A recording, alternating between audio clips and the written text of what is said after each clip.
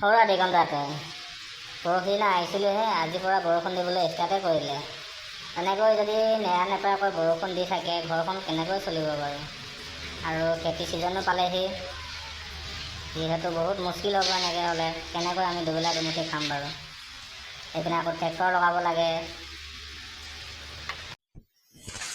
হয় গোবিন, তুমি ঠিকেই কৈছা। আমাৰ দুখীয়া দুখ কেতিয়াও নুগুচে।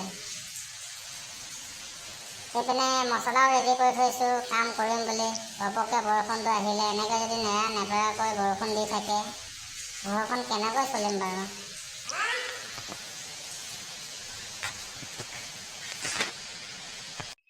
কি ক'ম আঁতৰি ভাবি পাৰ পোৱা নাই। এইপিনে আকৌ 14 দিনৰ মূৰে মূৰে আৰোহণ গোটৰ পইচাও দিব লাগে। ক'ৰ পৰা কেনেকৈ এডজাষ্ট কৰিম ভাবি পাৰ পোৱা নাই। ঘৰলৈ যামেই হয় আঁতৰি, আকৌ গাঁৱৰ পৰা কাৰোবাৰ পৰা যদি ধাৰ চাৰ বিচাৰোঁ, কোনোবাই দিব জানো আঁতৰি?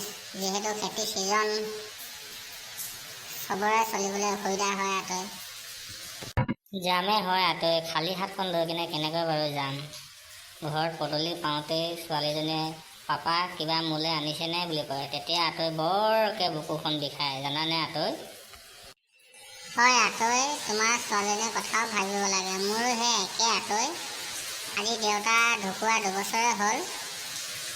এনেকৈ যদি নেৰা নেপেৰাকৈ বৰষুণ দি থাকে ক'ৰ পৰা ওলাম বাৰু খৰচা আঁতৰি? বহুত ভাবিবলগীয়া হৈছে। সেইপিনে আঁতৰি দেউতাৰ বছকীয়াও পালেহি, আৰু এমাহে আছে বাকী। এনেকৈ যদি বৰষুণ দি থাকে কি হ'ব বাৰু আঁতৰি? দিয়া গোবিন, এতিয়া এইবোৰ কথা ইয়াতে সামৰোঁ। যিহেতু বৰষুণো নেৰা নেপেৰাকৈ দি আছে, বাহিৰত ওলাব নোৱাৰিয়ে। তুমিতো জুবিন দা গীত গাবলৈ বহুত ভালকৈ জানা, দুষাৰমান গীতকে গোৱাচোন। তোমাৰ বহুত দিন হৈ গ'ল তোমাৰ গান শুনা নাই, গানকে শুনো আজি, মনবোৰো ফ্ৰেছ লাগিব।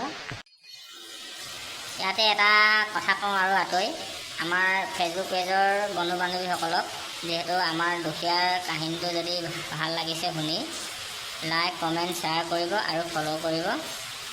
বলক তেন্তে জুবিন দাৰ গীত দুষাৰমান গাই দিওঁ। যদিহে ভাল লাগে সকলোৱে জয় জুবিন দা বুলি কমেণ্ট বক্সত লিখি দিব।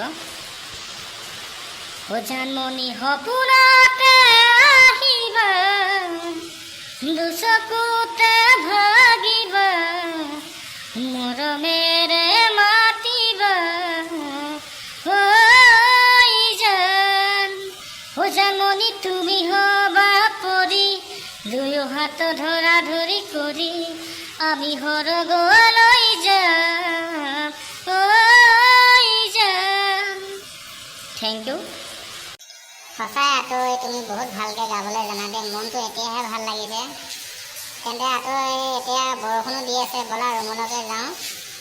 আৰু আমাৰ ফেচবুক পেজৰ বন্ধু বান্ধৱীসকলক আমাৰ ফালৰ পৰা সকলোকে বাই বাই জনাইছোঁ। আৰু আমাৰ ফেচবুক পেজটো মৰম দিব সকলোৱে।